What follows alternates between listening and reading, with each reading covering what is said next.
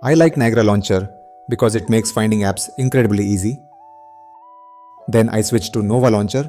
With its gesture control, I can quickly launch apps I need.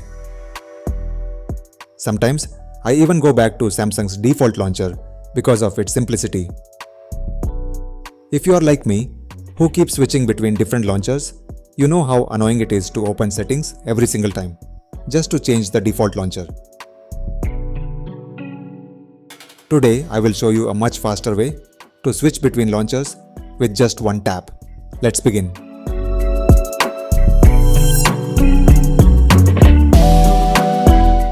There is a free app on the Play Store called Enough Home Launcher.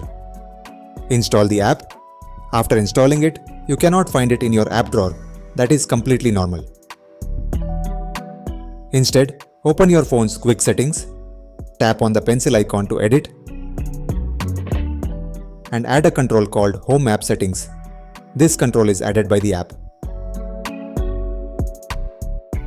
Tap on Done. Now you are good to go. Now, whenever you want to switch launchers, simply tap that control in Quick Settings.